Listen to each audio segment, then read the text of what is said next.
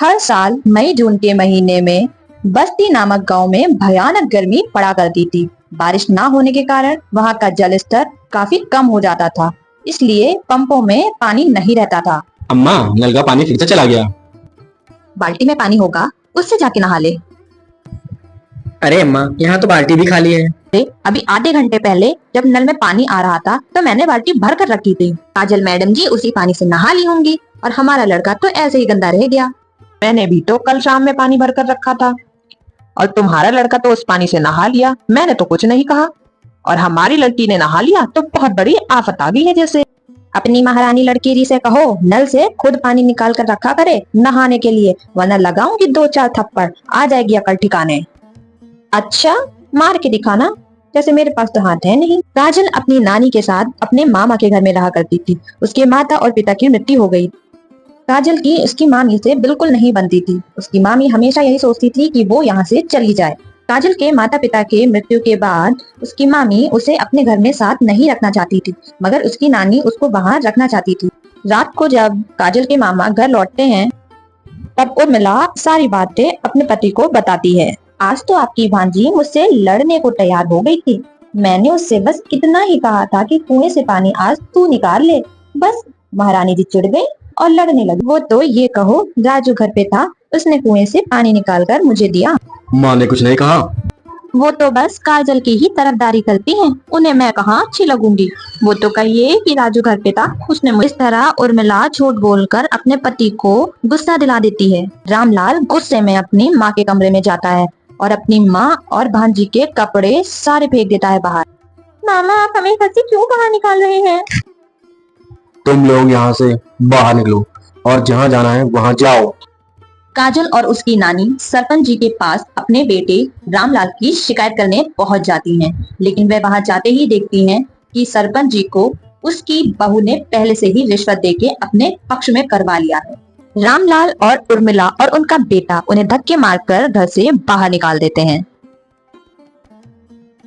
नानी, अब हम कहाँ जाएंगे? काजल बेटा, मैं तेरी मौसी यानी कि अपनी छोटी बेटी के घर चलते हैं। वो हमें जरूर मदद करेगी, हमें ऐसी हालत में देखेगी तो जरूर हमारा सहारा बनेगी। भरी दोपहरी में काजल की नानी धूप में चलते चलते गर्मी के कारण बेहोश हो जाती है। काजल इधर उधर पानी खोजने के लिए चली जाती है, लेकिन उसे कहीं भी पानी नहीं मिलता। आसपास सब का सब सूखा ही पड़ा था। वह कोशिश करती है कि उसे शायद ही कहीं पानी मिल जाए, लेकिन नहीं, उसे पानी तो कहीं दूर दूर तक नजर ही नहीं आ रहा था। लेकिन उसने हार नहीं मानी, वह और आगे बढ़ती चली गई जब तक उसे पानी का कोई स्रोत न दिखे।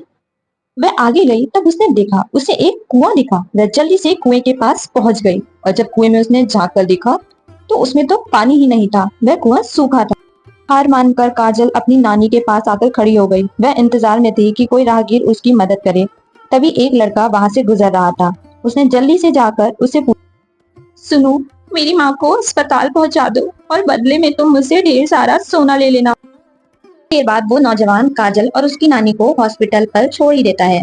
अस्पताल में काजल की नानी का कुछ दिनों तक इलाज चलता रहता है और उसकी नानी ठीक हो जाती है। नानी जी, अब हमें मौसी के घर जाकर उन पर बोझ बनने की जरूरत नहीं है। हमारे पास एक जादुई कुआं है जिससे हीरे निकलते हैं।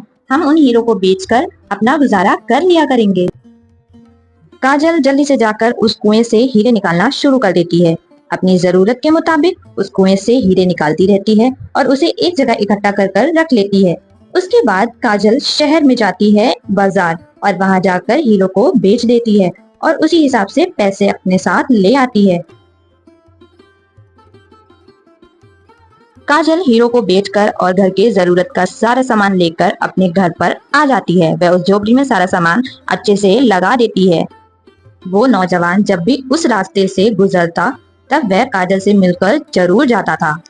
एक दिन राजू ने काजल को बहुत सुंदर कपड़े पहने बाजार में उस नौजवान के साथ घूमते हुए देख लिया और देखकर वह तुरंत अपने घर पे अपने बापू से जाकर सारी की सारी बातें बता दी। जब वो लोग गांव के बाहर झोपड़ी में रह रहे हैं तो उनके पास इतने पैसे कहाँ से आए? मोहनलाल एक दिन काजल का चुपके से पीछा करता हुआ उसकी झोपड़ी तक आ पहुंचता है और पेड़ों के पीछे से छुप करके देखकर काजल को कुएं से हीरे निकालते हुए देख ही लेता है। ये सब देखने के बाद वह जल्दी जल्दी अपने घर की ओर निकल पड़ता है। अरे ये बैलगाड़ी से आप कहाँ जा रहे हैं, जरा मुझे तो बता दीजिए। इतनी रात में आखिर आपको जाना कहाँ है? काजल की झोपड़ी के पास एक कुआं है जिसमें से हीरे निकलते हैं। आज रात हम बैलगाड़ी तैयार करके वहां जाएंगे और वहां से उस कुएं का सारा हीरा ले आएंगे। रात में रामलाल और उसकी पत्नी और बेटा काजल की झोपड़ी के पास चले जाते हैं। जब वो तीनों वहां पहुंचते हैं तब उन दोनों को सोता हुआ पाकर जल्दी जल्दी कुएं में खुदाई करना शुरू कर देते हैं।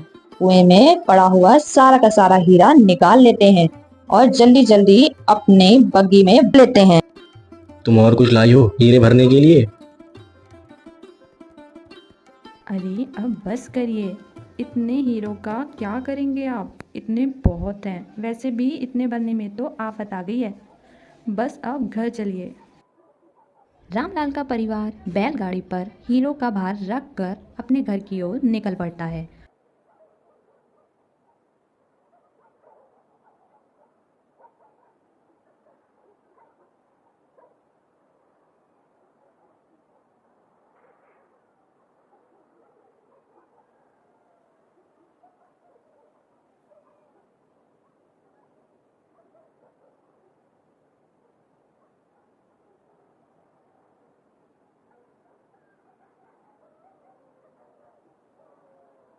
रात में डाकुओं की टोली उसी रास्ते से गुजर रही होती है।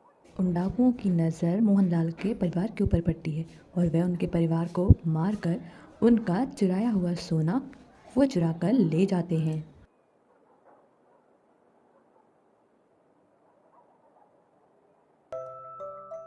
उधर काजल की शादी उस नौजवान से हो जाती है और वह बहुत अच्छी लाइफ गुजारने लगती है।